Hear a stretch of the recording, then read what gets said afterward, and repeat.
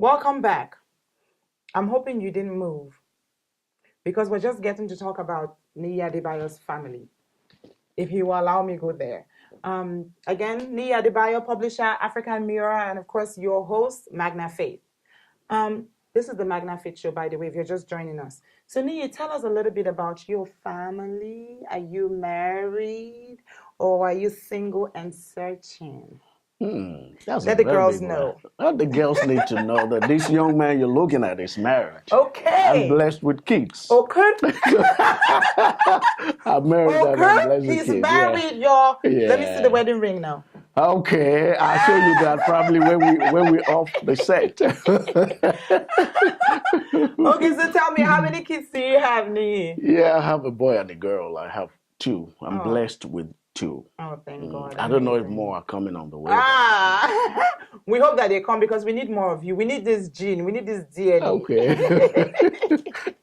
Amazing. Oh, it's Yeah, so funny, you were man. telling me about your son and how that, he's of course picking up the touch and how that is assisting and helping you with your business. Yeah, I mean, the dream of every father is to make sure that you pass something on to your children. Right. So, and I found out that my son too has a kind of flair for literary stuffs. I mean, it's awesome when it comes to literature.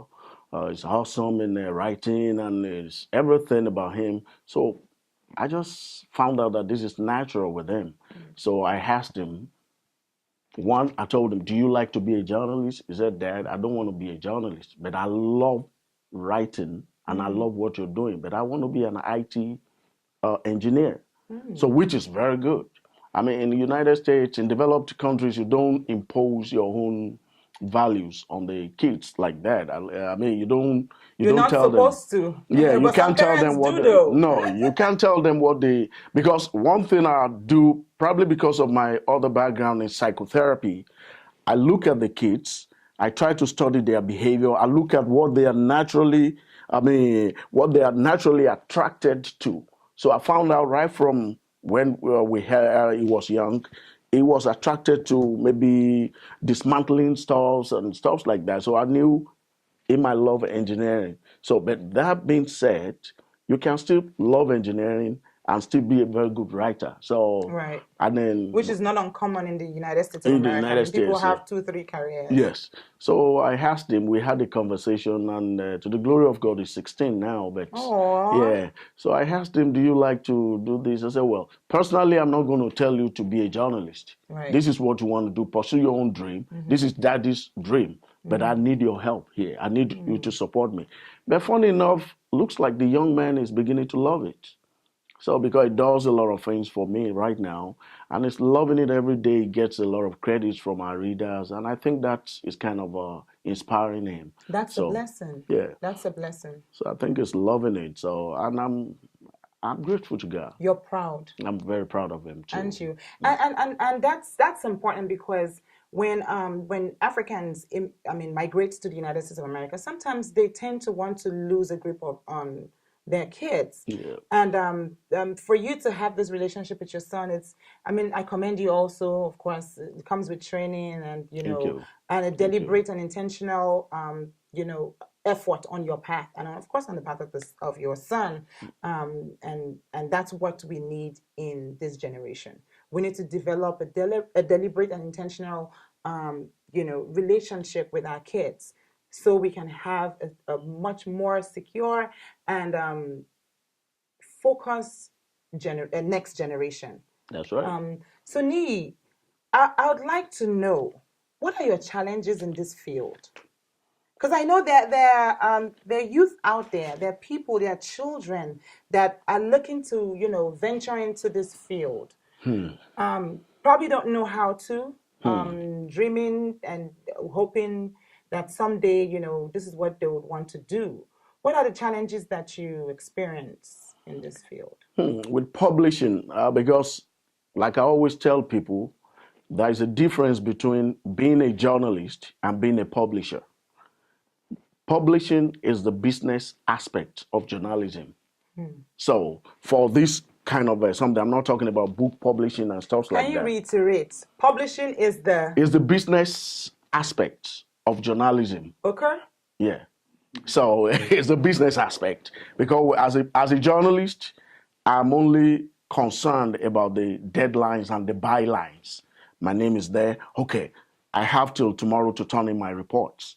That's bylines and deadlines. Right. But with the publishing, I'm concerned. The whole thing is measured in terms of dollars and cents. I know. It's all about the Benjamins. It's all about the Benjamins. Because the Your business, profit. yeah, the business has to stay afloat. It has to thrive.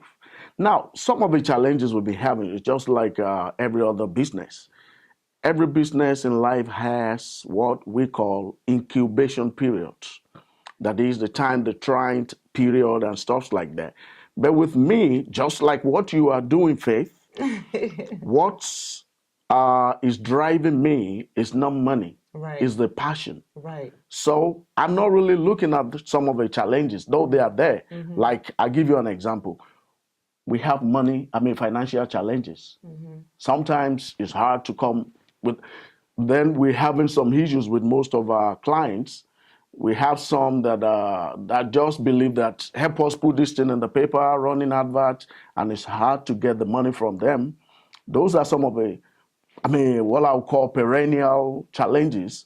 But are they enough to deter me from forging ahead with this kind of business? I don't think so. As long as I have God behind me. So Right. it's been challenging in terms of money, but the passion has been able to see me through.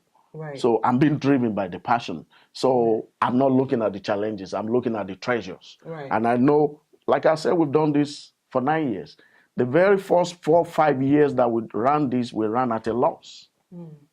The 5 years, for 5 years in a row, we ran at a loss. But I was determined. So I would get my money from my psychotherapy thing, pump into publishing. Get money from this, pump into publishing. So, but today, are we there? It's not like we are in El Dorado right now. It's not like everything is settled, that all the challenges are gone. But I give God the glory because we have moved. We are scaling new heights every day. Amen. And God has made it so possible for us to remain in business. Right. And I'm very grateful for that. Thank you very much for throwing light on that. We're going to go talk about your faith. But before we do that, because we're wrapping up, but you struck a chord. I'm not going to go there. Let's take another quick break and we'll be right back. Stay tuned.